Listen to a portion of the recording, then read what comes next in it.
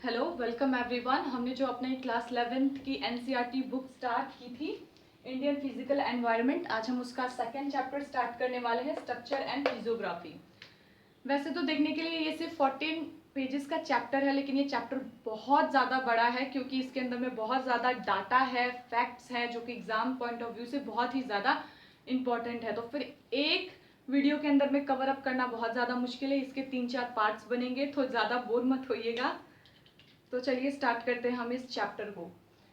जो चैप्टर 2 है structure and physiography, NCERT के अंदर में 3 वर्ड्स के साथ में ये चैप्टर स्टार्टिंग में स्टार्ट हुआ है, लेकिन एनसीईआरटी का एक सबसे बड़ा लिमिटेशन ये है कि बहुत सारे वर्ड्स यूज होते हैं लेकिन उनका अच्छे से डेफिनेशन नहीं दिया हुआ है, लेकिन बहुत सारे फैक्ट्स दिए हुए हैं। तो हम उन सारे फैक्ट्स को डिफाइन करते हुए और सब चीज़ का सारे वर्ड्स को डिफाइन करते हुए इस चैप्टर को स्टार्ट करेंगे। तो जो 3 वर्ड सबसे पहले आए हैं वो ये है, सबसे पहला एंडोजेनिक फोर्स,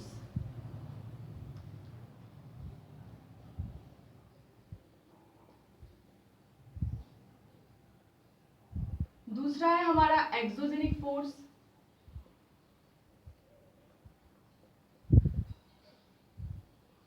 और तीसरा है हमारा lateral movement of plate. Lateral movement of plate.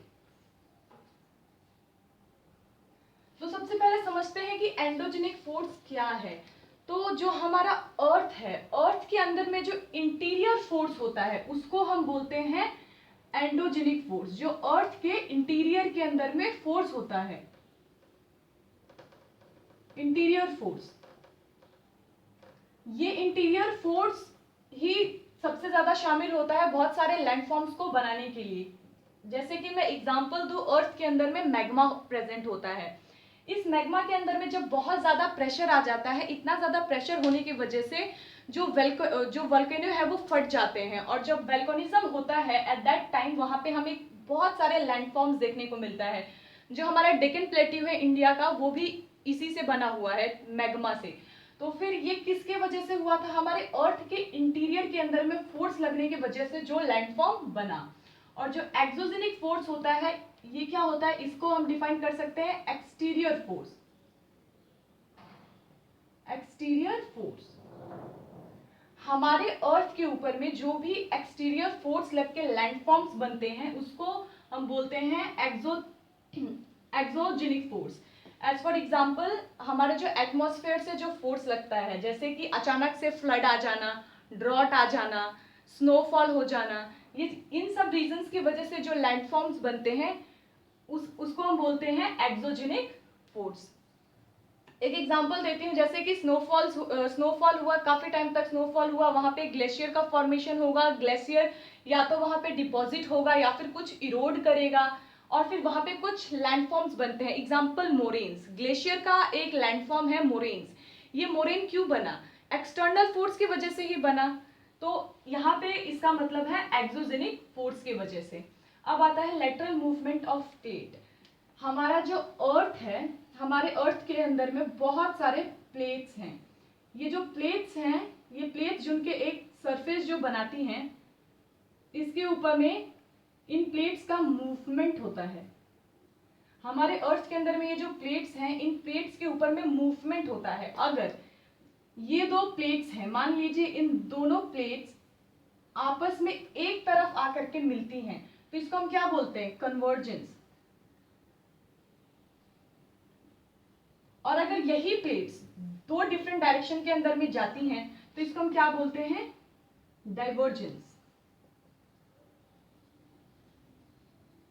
ये कन्वर्जेंस है, और यही प्लेट्स अगर बाहर की तरफ मूव करे तो डाइवर्जेंस है। ये जो दो टर्म्स हैं, इसके अंदर में प्लेट मूवमेंट की वजह से भी बहुत सारे लैंडफॉर्म्स देखने को मिलते हैं। तो जो हमारा फर्स्ट पार्ट है स्ट्रक्चर, तो हमारे अर्थ के ऊपर में स्ट्रक्चर क्यों बनता है? या तो वो अर्थ के इंटीरियर फोर्स की वजह से बनेगा, या तो वो अर्थ के एक्सटीरियर फोर्स की वजह से बनेगा, या फिर तो वो लेटरल मूवमेंट ऑफ प्लेट्स की वजह से बनता है। तो हमारे अर्थ के ऊपर में जो भी स्ट्रक्चर्स बनते हैं वो इन 3 चीजों की वजह से बनते हैं। तो ये 3 रीजंस हैं लैंडफॉर्म्स बनने के।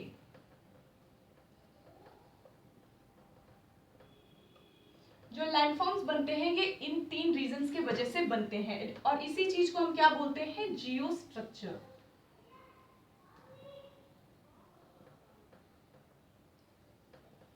हमारा जो अर्थ है, हमारे अर्थ का जो जियो स्ट्रक्चर है वो 3 पार्ट्स के अंदर में डिवाइडेड है।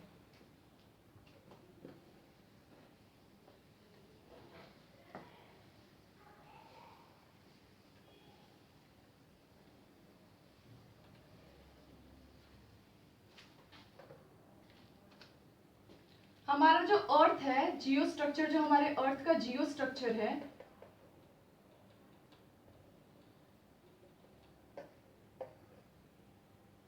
ये 3 पार्ट्स के अंदर में डिवाइडेड है। सबसे पहला है पेनिनसुलर ब्लॉक,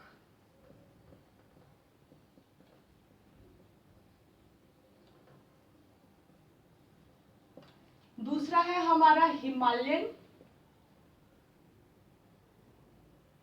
और पेनिनसुलर माउंटेन,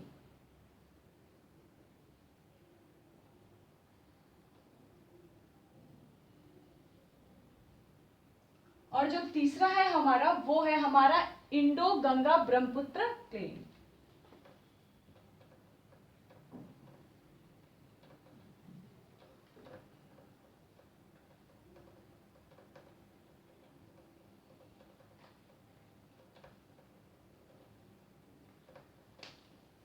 इन 3 के ऊपर में ये पूरा का पूरा चैप्टर बेस है कि अर्थ का ये जियो स्ट्रक्चर कैसे है। तो सबसे पहला जो हमारा वीडियो होगा, जो अभी हम बना रहे, इसके अंदर में हम पेनिनसुलर ब्लॉक कवर करेंगे, सेकंड वाले के अंदर में हम Himalayan and peninsular mountains cover करेंगे, और थर्ड वाले के अंदर में हम Indo Ganga Brahmaputra plain cover करेंगे। लेकिन फिर भी मैं इस वीडियो के अंदर में कुछ बेसिक बातें बता देती हूँ जो कि इंपॉर्टेंट है।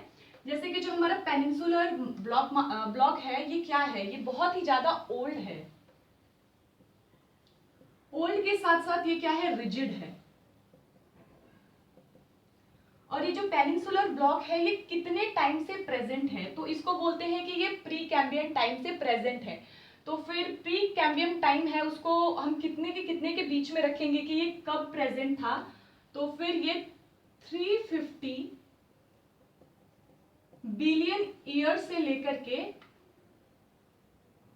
550 मिलियन ईयर्स के बीच में जो भी माउंटेन्स बने, उसी को हम क्या बोलते हैं, पेनिनसुलर ब्लॉक बोलते हैं। अब आते हैं हमारा हिमालयन एंड पेनिनसुलर माउंटेन क्या है। जो पेनिनसुलर माउंटेन है, सबसे पहला तो ये वीक होता है, दूसरा ये बहुत ही ज्यादा फ्लेक्सिबल है। पेनिनसुलर माउंटेन के वीक और फ्लेक्सिबल होने के वजह से ही इसका इरोजन होता है। ये इतना ज्यादा इरोड हो जाते हैं कि इसी इरोड हुए माउंटेन्स को ही कहा जाता है residual mountain. Residual mountain, residual mountain का अगर इंडिया के अंदर में अगर मैं एग्जांपल दूं तो अरावली रेंज, जो अरावली रेंज है हमारी, वो एक रेसिडुअल माउंटेन है। और वो रेसिडुअल माउंटेन क्यों है, वो इतनी पुरानी माउंटेन्स हैं कि जो एक्सटर्नल फोर्सेस लगते हैं, एक्सटर्नल फोर्सेस की वजह से धीरे धीरे वो माउंटेन का साइज कम होने लगेगा और इरोड होते होते अलग अलग लैंडफॉर्म्स बन जाते हैं, जो कि हम सेकंड वीडियो के अंदर में कवर करेंगे कैसे। ये पेनिनसुलर ब्लॉक है जो कि वीक और फ्लेक्सिबल है, बट जो हिमालय माउंटेन है ये यंग माउंटेन है। ये यंग माउंटेन है और साथ ही साथ ये एक फोल्ड माउंटेन है।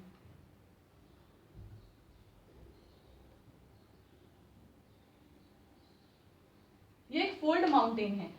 जो हिमालय का एक्सटेंशन हुआ है ये फ्रॉम वेस्ट टू ईस्ट हुआ है। ईस्ट के अंदर में हम जब वीडियो बनाएंगे तब मैं पूरा का पूरा इसको डायग्राम वाइज समझाऊंगी कि कहाँ कहाँ पे हिमालय हमारा एक्सटेंड हुआ है, जो कि हम सेकंड वीडियो के अंदर में कवर करेंगे। थर्ड पार्ट है इंडो गंगा ब्रह्मपुत्र प्लेन। जो ये इंडो गंगा ब्रह्मपुत्र प्लेन है, जितनी भी रिवर्स आती हैं हमारे हिमालय से या फिर जितने भी माउंटेन्स हैं, वो जब माउंटेन से जब रिवर्स आती हैं तब अपने साथ लाती हैं रॉक्स। वो रॉक्स को ऊपर में ही छोड़ देती हैं, क्योंकि थोड़ा नीचे आने के बाद से, माउंटेन के बाद में, अगर ये एक माउंटेन है और यहाँ से अगर रिवर बह रही है बीच से, तो अपने साथ में हैवी माउंट, इसके साथ में जो हैवी रॉक्स होंगी ये इनको तोड़ते हुए नीचे लेके आती हैं। ये जब नीचे लेके आएंगी तो जो हैवी रॉक्स होती हैं उनको वो यहीं छोड़ देती हैं, और जो स्मॉल पेबल्स होते हैं या जो सेडिमेंट्स होते हैं वो अपने साथ में लेकर के नीचे लेके आते हैं, और नीचे में जो डिपॉजिट होता है वहां पे ये जो डिपॉजिट करती हैं, इसी डिपॉजिट को हम प्लेन कहते हैं। वैसे तो ये काफी सिंपल लैंग्वेज के अंदर में मैं बताने की कोशिश कर रही हूँ। एनसीईआरटी के अंदर में एक वर्ड यूज हुआ है जियोसिंक्लाइन। ये जो जियोसिंक्लाइन वर्ड है ये काफी बड़ी थ्योरी है जिसको हम बोलते हैं जियोसिंक्लाइन थ्योरी।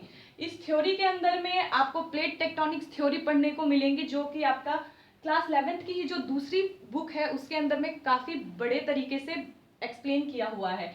लेकिन इसके अंदर में इन्होंने सिर्फ एक टर्म यूज कर रखा है जियोसिंक्लाइन। जियोसिंक्लाइन डिप्रेशन की वजह से ये इंडो गंगा ब्रह्मपुत्रा प्लेन इन्होंने बता रखा है, जिसको मैं छोटे से वर्ड के अंदर में समझाने की कोशिश करती हूँ कि ये जियोसिंक्लाइन डिपॉजिट है क्या।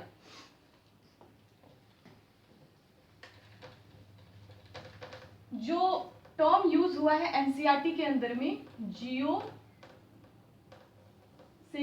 डिपॉजिट,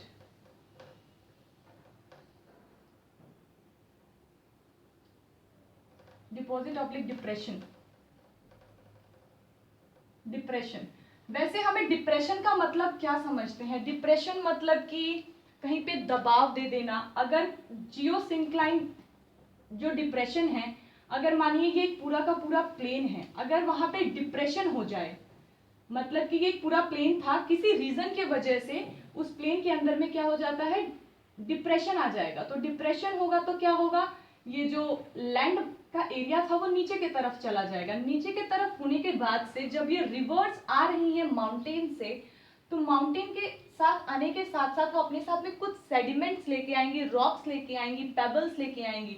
उसको क्या करती हैं, वो यहाँ पे धीरे धीरे धीरे धीरे करके डिपॉजिट कर देती हैं। और जब ये डिपॉजिट हो जाएगा तो एक टाइम आएगा जब ये पूरा का पूरा लैंड मास बराबर हो जाएगा, और जब ये पूरा का पूरा बराबर हो जाएगा इसी चीज को हम बोलते हैं प्लेन। इसको हम थर्ड वीडियो के अंदर में कवर करेंगे कि ये क्या है, कैसे है, कितने टाइप्स के हैं। फिलहाल हम इस वीडियो के अंदर में कवर करेंगे पेनिनसुलर ब्लॉक। तो चलिए स्टार्ट करते हैं।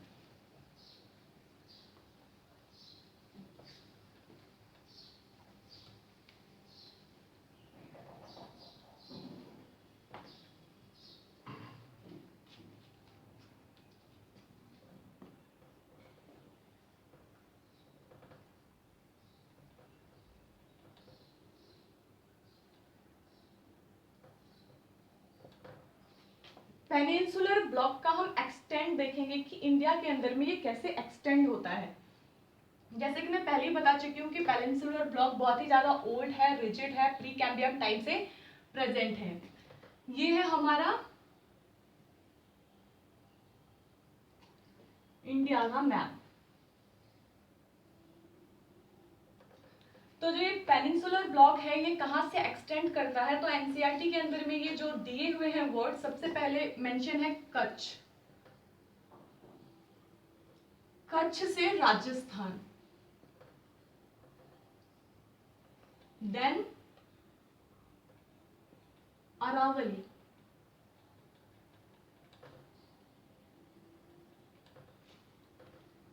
उसके बाद से छोटा नागपुर प्लेट्यू,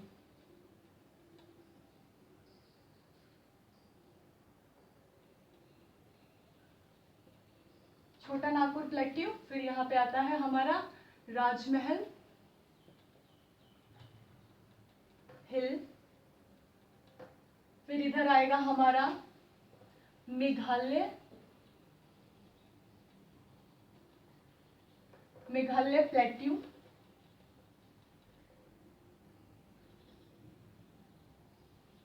मेघालय प्लेट्यू, और फिर इधर असम के अंदर में आएगा हमारा कार्बी लॉन्ग, कार्बी एंगलोंग, कार्बी एंगलोंग। तो जो हमारा पेनिनसुलर ब्लॉक है इसका एक्सटेंशन होता है कच्छ, कच्छ से होके जाता है ये राजस्थान, राजस्थान से अरावली माउंटेन, अरावली माउंटेन से ये छोटा नागपुर प्लेट्यू, छोटा नागपुर प्लेट्यू से राजमहल हिल, राजमहल हिल के साथ में ये मेघालय प्लेट्यू, मेघालय प्लेट्यू के बाद से कार्बी एंगलोंग। और ये जो हमारा पेनिनसुलर ब्लॉक है ये किसके पैरेलल चलता है, तो ये ठीक पैरेलल चलता है गंगा यमुना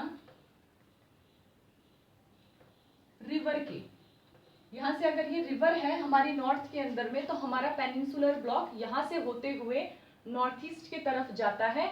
और ये पूरा नीचे का पोर्शन जो है इधर में केरला, तमिलनाडु, उड़ीसा, इसके अंदर में जितने भी माउंटेन्स प्रेजेंट हैं वो सभी के सब क्या है, पेनिनसुलर ब्लॉक है। या फिर अगर मैं सिंपल वर्ड यूज करूं तो पूरा का पूरा दक्कन प्लेट्यू जो है ये पेनिनसुलर ब्लॉक ही है।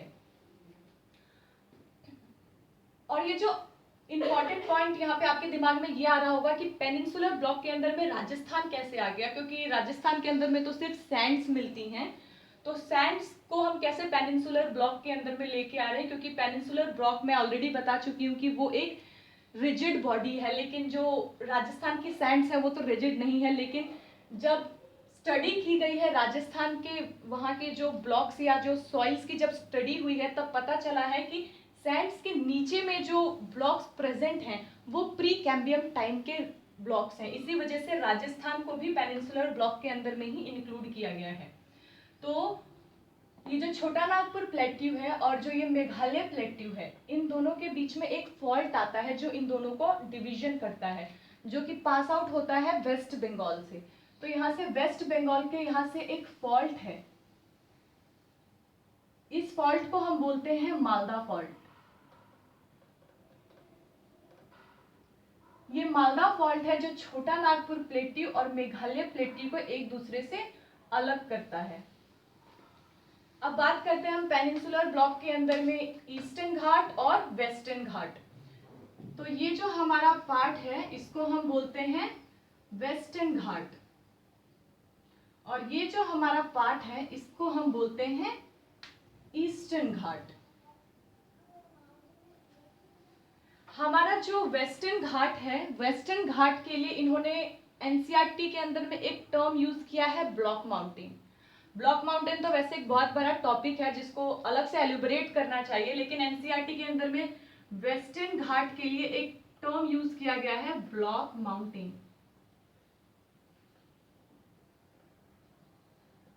तो सबसे पहले मैं ये समझा देती हूँ कि ब्लॉक माउंटेन है क्या।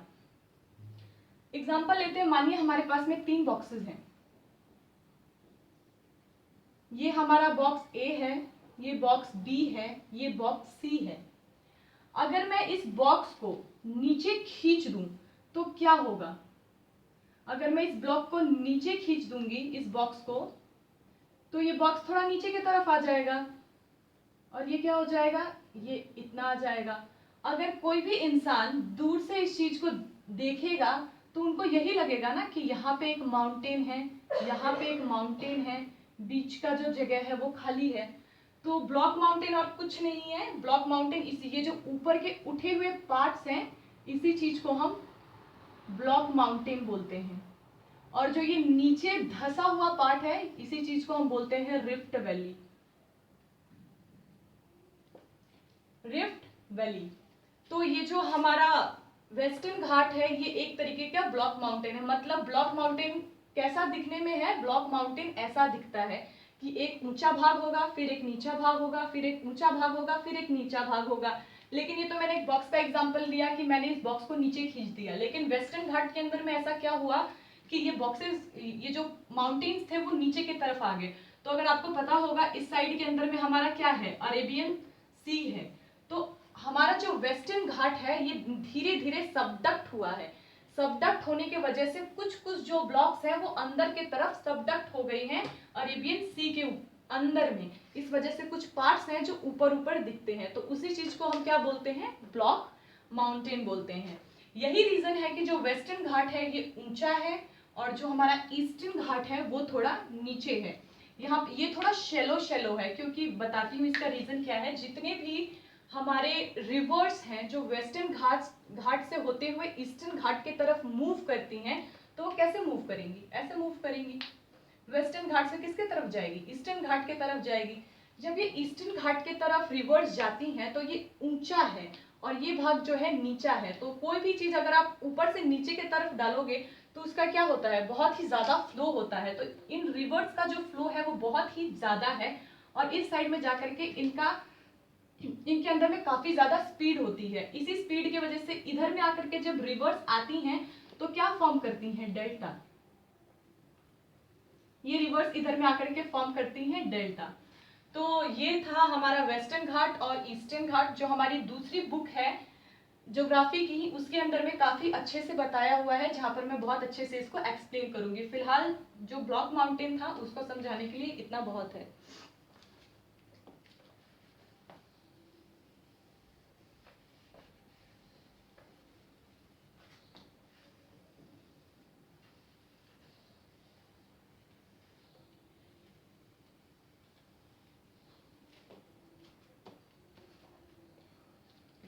हम पढ़ रहे थे पेनिनसुलर ब्लॉक, तो फिर पेनिनसुलर ब्लॉक के कुछ माउंटेन्स हैं जो कि ईस्टर्न घाट के अंदर में हैं। मैं सारे के सारे माउंटेन्स यहाँ पे दिखाने की कोशिश करती हूँ कि कौन कौन से माउंटेन्स हैं। आपका काम ये है कि जो भी मैं यहाँ पे माउंटेन्स दिखा रही हूँ, आप सारे उन माउंटेन्स को अपने पास में एटलस होगा या फिर कोई भी मैप होगा उसके अंदर में आप इसे देखें, क्योंकि अदरवाइज ये कुछ फैक्चुअल बातें हैं जो याद रखनी इतनी इतनी आसानी से याद नहीं होती। अगर आंखों के सामने बार बार रहेगा तो इजिली याद होगा।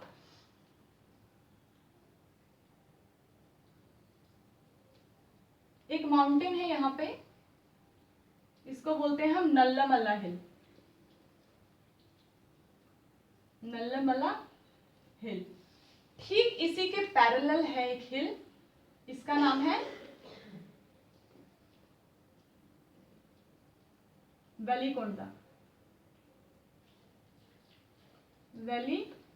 वेलिकोंडा हिल। और फिर ठीक इसी के नीचे यहाँ पे आपको मिलेगा पालकोंडा हिल। और यहाँ पे आपको मिलेगा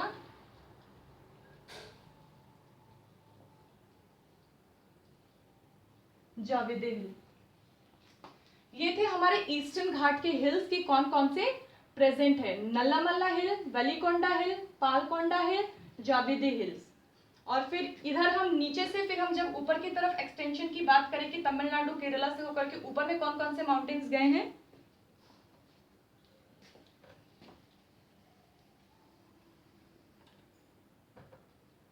इधर सबसे नीचे में है हमारा नागरकोल हिल। नागरकोल हिल। ठीक इसी के ऊपर में है हमारा इलायची पहाड़ी या फिर कैडमम हिल। इलायची पहाड़ी। इसके ऊपर में है अन्नामलई हिल। और इसके ऊपर में है, ये बहुत ही बड़ा एक माउंटेन है जिसको बोलते हैं नीलगिरी।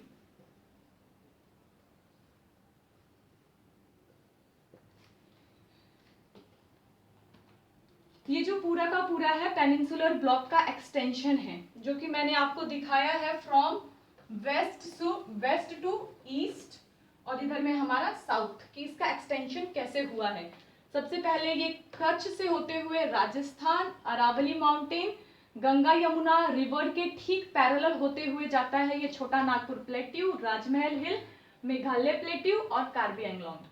और फिर जब हम इधर ईस्टर्न घाट के अंदर में आते हैं तो नल्लामला हिल्स, वेलिकोंडा हिल्स, फिर पालकोंडा हिल्स, जावेदी हिल्स, नागरकोल हिल, उसके बाद से इलायची या फिर कार्डमम हिल, उसके बाद से अन्नामलई हिल, उसके बाद से नीलगिरी हिल। ये पूरा का पूरा हमारे पेनिनसुलर ब्लॉक का एक्सटेंशन ही है। ये जो मेघालय प्लेट्यू है, मेघालय प्लेट्यू के अंदर में 3 हिल्स आती हैं। इन तीनों हिल्स को मैं इधर लिख देती हूँ। पहला वाला है हमारा गारो, दूसरा हमारा खासिया और तीसरा है हमारा जयंतिया। ये तीनों के तीनों क्या है, मेघालय प्लेट्यू की हिल्स हैं, जो पूरे के पूरे मेघालय प्लेट्यू को कवर करती हैं। और इस पे एक मेजर इंपॉर्टेंट बात ये याद रखनी है कि ये जो मेघालय प्लेट्यू है ये पूरा का पूरा क्या है, बैरन है। ये बैरन क्यों है, मतलब कि यहाँ पे कोई भी टाइप का आपको ना वेजिटेशन मिलेगा, ना कोई एनिमल मिलेगा, कुछ भी नहीं मिलेगा। इसका रीजन क्या है कि इस प्लेट्यू के ऊपर में कोई वेजिटेशन नहीं है। तो फिर इसका रीजन ये है कि मेघालय प्लेट्यू के अंदर में हमेशा ही बारिश होता रहता है। आपने नाम सुना होगा चेरापूंजी, वहां पे 24/7 आपको बारिश देखने को मिल जाएगा। इतना ज्यादा बारिश होता है कि यहाँ की जो ये खासिया हिल है, ये खासिया हिल पूरी की पूरी इरोड हो चुकी है ऊपर से। यही रीजन है कि खासिया हिल के ऊपर में ना कोई वेजिटेशन है, ना कोई लाइफ है, ऐसा कुछ भी नहीं मिलेगा आपको जो बाकी सारी हिल्स के अंदर में हमें देखने को मिलती है। तो ये एक इंपॉर्टेंट पार्ट है जो याद रखना चाहिए कि मेघालय प्लेट्यू के ऊपर में जो खासिया हिल है, इसके ये पूरा का पूरा बैरन है। मेघालय प्लेट्यू की 3 हिल्स है, गारो, खासिया और जैंतिया। और फिर जो ये अरावली माउंटेन है, इसके ऊपर में एक इंपॉर्टेंट पॉइंट याद रखना है कि ये जो अरावली रेंज है ये कहाँ से होते हुए जाती है, तो फिर ये एक्सटेंड करती है गुजरात, राजस्थान, इधर से हरियाणा और हरियाणा के साथ में दिल्ली। ये दिल्ली तक हमारी अरावली रेंज गई है। और एक इम्पॉर्टेंट क्वेश्चन आया था जो कि मुझे याद आ रहा है कि जो हमारा क्वेश्चन ऐसे आया था कि जो हमारा इंडिया का जो प्रेसिडेंट का हाउस है वो किस हिल पे बना हुआ है, तो फिर वो अरावली रेंज ही है जिसके ऊपर में हमारा प्रेसिडेंट का अभी हाउस है। जो सबसे पहला वाइसरॉय का घर बना था वो अरावली माउंटेन पे ही था। तो ये था पेनिनसुलर ब्लॉक का एक्सटेंशन। अब हम अपने नेक्स्ट वीडियो के अंदर में आएंगे, वहाँ पे हम बात करेंगे इसके सेकंड पार्ट का, जहाँ पे हिमालय के ऊपर में बात होगा और पेनिनसुलर माउंटेन्स की बात होंगी और साथ में इंडो गंगा ब्रह्मपुत्रा प्लेन्स के ऊपर में। So thank you.